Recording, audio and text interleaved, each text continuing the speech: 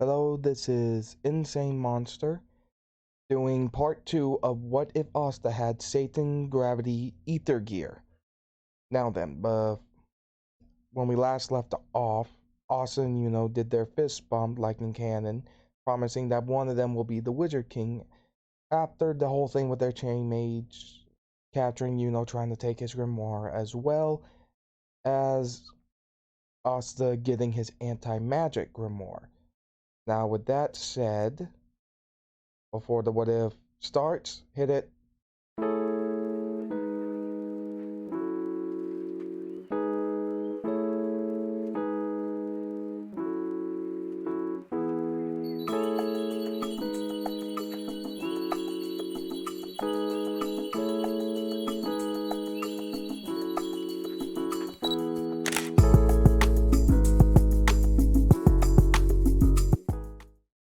Now, if you want any of that merch, there will be a link in the description below. Now then, to the what if. After getting their grimoires, they've had to do some training. Asta, especially, trying to get a hang on flying around while wielding the sword for combat, finding it a little tricky at first, trying to balance it out, though figuring out a method for doing it. So it was a bit of trial and error, and he had help him out with it, firing magic as well as ether swords, since has the sword ether gear to help train. He found out pretty early that he could reflect magic, though it was also shown that the sword didn't actually destroy the ether swords that produced like it would with magic. Of course, they talked about this, and remarked with, well, it's not like what these markings on our bodies and what they do seem to be exactly magic. I otherwise anybody would sense the magic coming from you. Not to mention that chain mage guy could even tell how much mana the people that his chains touched had, and you don't have any. So I'm guessing that a sword that can destroy magic wouldn't affect these swords I can make. As Oster just remarked, well, at least I got something on you now. As they just smirk at one another. This kind of training went by about a month. As for the next 5 months before the exam, Asta still went out, met up with the Diamond Mage, and practiced proper swordsmanship, furthering his ability to use the gravity ether gear in combination with his ability, along with improving his sword technique alongside it, using it in conjuncture. Now, of course, they do still get attacked by the diamond mages that come after his teacher, but they are able to fend them off. After that, and some more time passed by to the point where they are leaving for the exam. Once they're away from eye view, Asta states that he's thinking that it might be kind of boring to just walk all the way to the capital, as asks, well, what do you suggest? Asta has a little bit of a untrustworthy smirk that makes a little nervous as he realizes, wait, no, no, no, I hate it when you, as you know, is trying to back up. Asta grabs him by the wrist and then they start falling up and then sideways as yells, I hate it when you do this. As we see getting kind of pale. Apparently, he's not very used or even very comfortable having his personal gravity shifted to fall sideways, which is basically how Asta flies. He more or less manipulates his personal gravity in order to fall rather than actually fly. So they get there without any problems, but when they land, Asta has to help Yuno catch his feet as Yuno then puts his hand on a wall trying to catch his breath. Yuno, with a pale face, looks over at Asta and states, "Honestly, why do you do that to me? You know I don't. You know I can't handle that. Honestly, it's weird having honestly, it's weird falling sideways like that. I mean, right after you were able to use this ability, you had no trouble. Why? Not once have you ever been sick, yet using that." You, Asta just kind of smirks, stating, "Well, I guess I'm just more attuned to it or something." After feels a bit better, they go over to get themselves registered for the Magic Knight exam, having their grimoires numbered and all that. As they go in, Asta is still covered by birds, as he then tries to get away from them, with not having a single anti-magic bird near him. Asta still bumps into Yami, and as Yami goes to grab his head, he does grab him. Though this time, Asta flares up some of his marks and increases Yami's gravity, trying to force him to let him go. Asta can handle it, and Yami can instantly tell that his body is getting a lot heavier as time passes, though Finro mentions that he shouldn't be messing with the Azambinese as the exam begins to start, and Yami lets him go, walking away. Yami looks back, recognizing that Asta doesn't have any magic, but he was still increasing Yami's weight somehow to where he could barely move, and it felt like he was about to go on his knees if it increased even more. Once that happened, we get to the part where obviously all the captains show up, and we have Captain Bondage from the Golden Dawn making everybody's brooms. Still does pretty well in the test.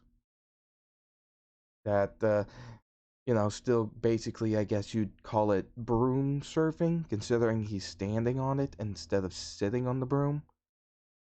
As for Asta, he just throws the broom to the side, activating his ether gear to basically fall straight up into the air, controlling his ether gear in order to fly in a very, very useful way, up and down, controlling it very well.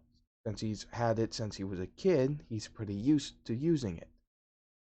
This does impress the Magic Knight captains, not just from who is a commoner doing so well with a broom, but this Asta kid doing this kind of thing.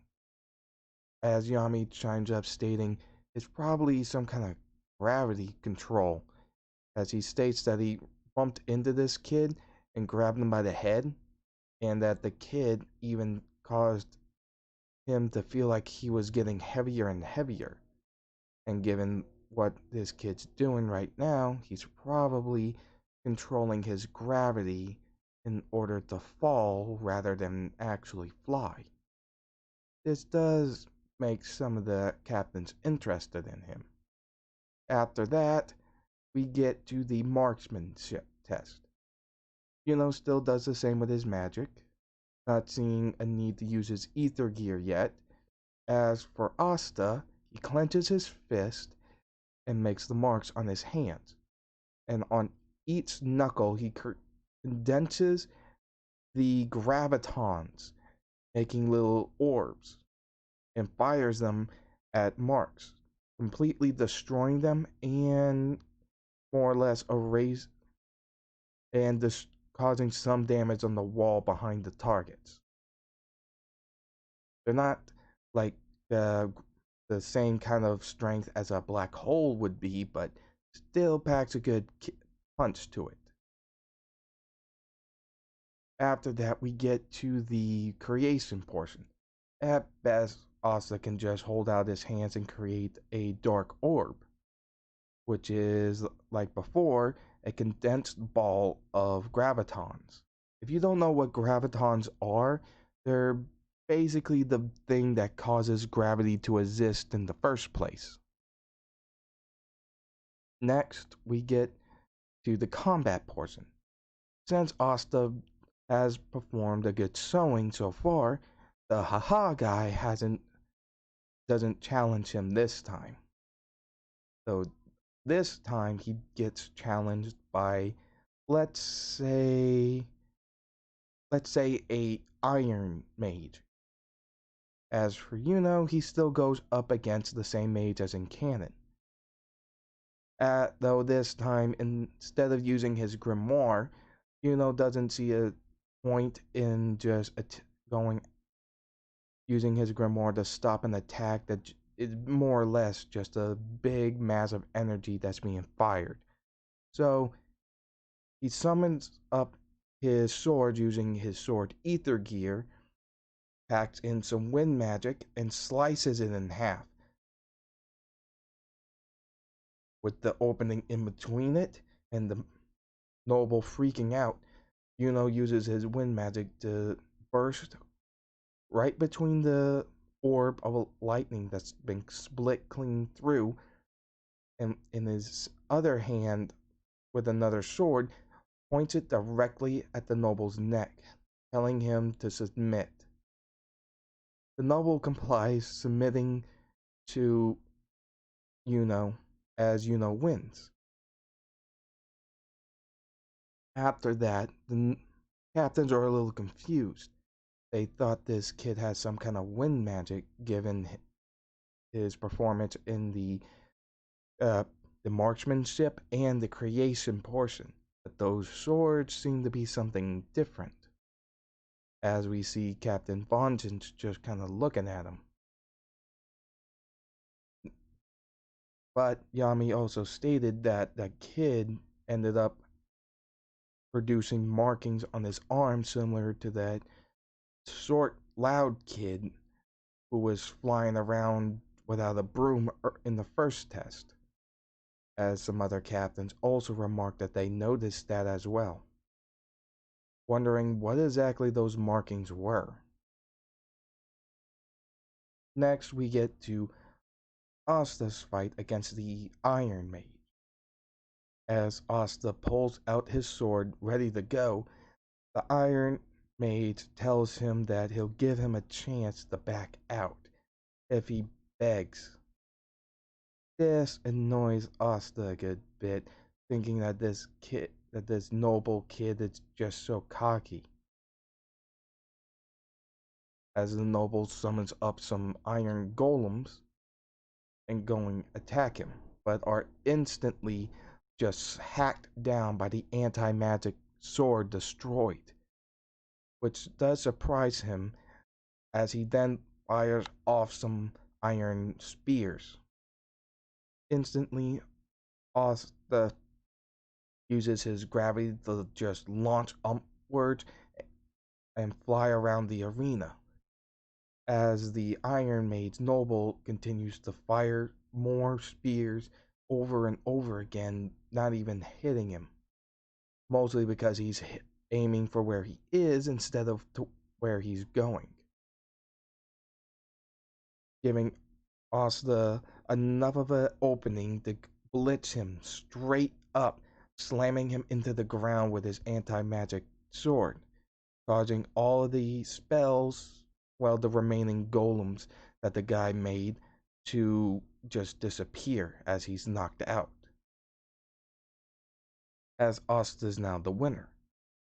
As they noticed that they figured this kid would have gravity magic, but he just canceled out magic completely. Not only that, they can tell that he has no magic at all. Like in canon during the selection portion, Yuno still goes with the Golden Dawn. As for Asta, he does get some more curious hands raised from the Aqua Deers and the green praying mantises as well as the black bulls. Though Asa doesn't know much about the other squads, so he just ends up going by instinct and picking the Black Bulls.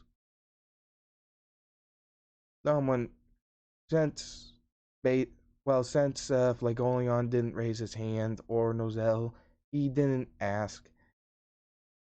So in his mind, when he looked back at the uh, captains for the Green Praying Mantises and Aquadeers, he kind of thinks that the skinny one seems kind of uh, uneasy to be around, as the one from the Aquadeers, Rill, seems to be kind of spacey.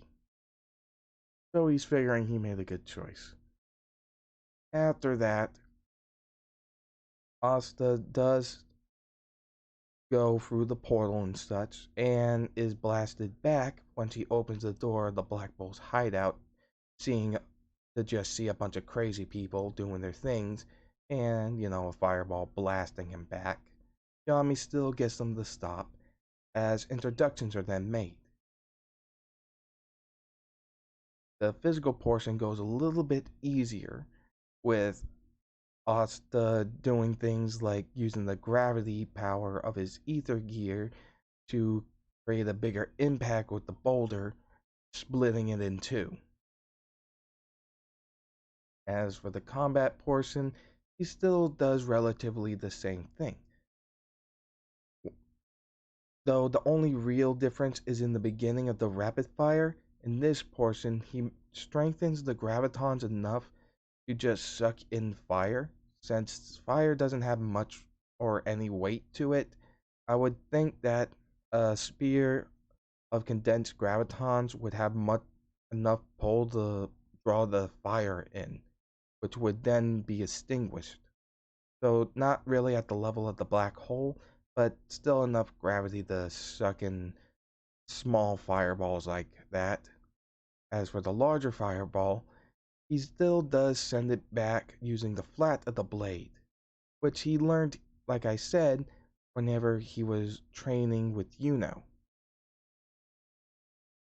After that, he's praised for his abilities, as Asa does remark that he doesn't actually have any magic, as this catches them off guard, as they asked, then what's with those markings and that weird power of his, since says he doesn't have magic, and now that they take a second glance, they can sense there isn't any mana coming from him.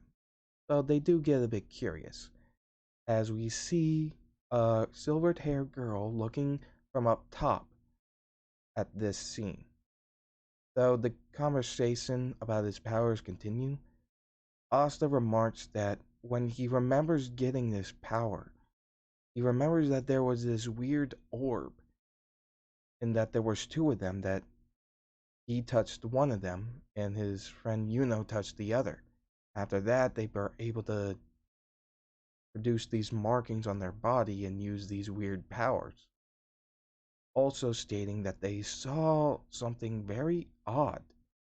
They saw the figure of a giant blue woman that looked like she was sitting on a floating stone throne, that he couldn't really describe it that well, but the image of that woman just stuck with him very vividly.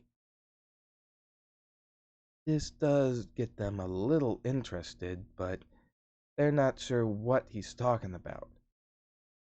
Though either way, they did get a strong new member, and a really interesting one at that, so they're fine with it. At least the ones that actually care about the new members, not like goats. And Lux thrilled to have somebody to spar with that could put up a good fight. After that, Magnus shows him to his room, as, like in canon, Asta is excited and starts cleaning up. When she goes to bed, like normal, we see Nero sleeping on window, the window seal and such. When she wakes up, he gets up out of bed and heads out, only to be met with a pillar in front of his door. Magna shows up and tells him that the base basically sifts around. After that, he's given the grand tour, seeing the bath, the beast cage where Yami keeps the magical beast that he has, as well as the other parts of the Black Bull hideout.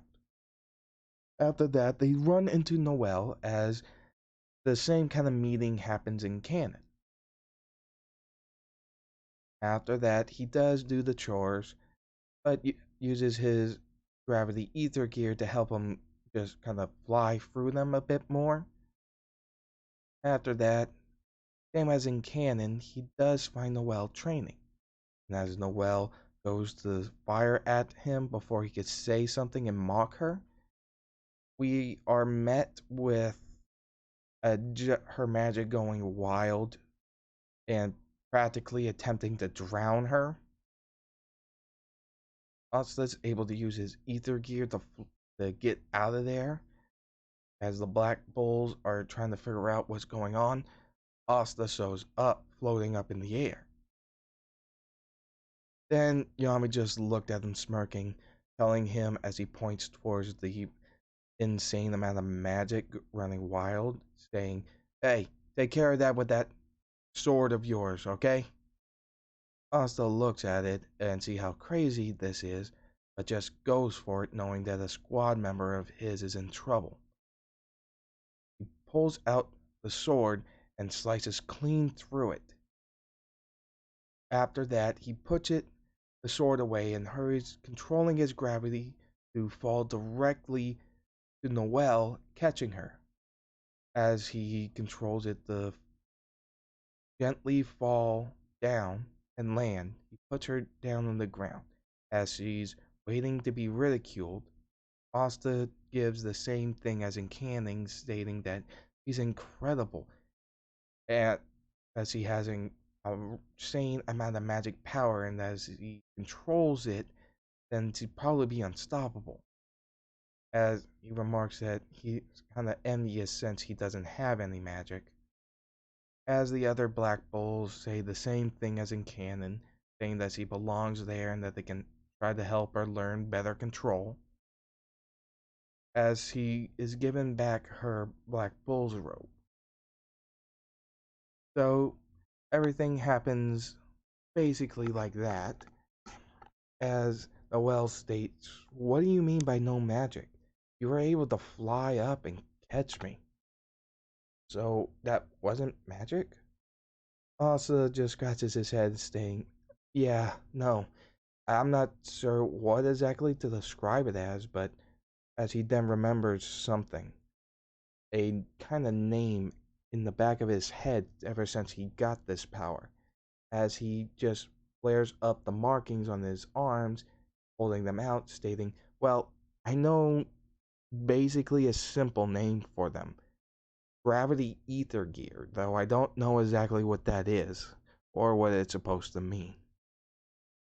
With the Black Bulls just looking at him, he's wondering, what, did I say something weird?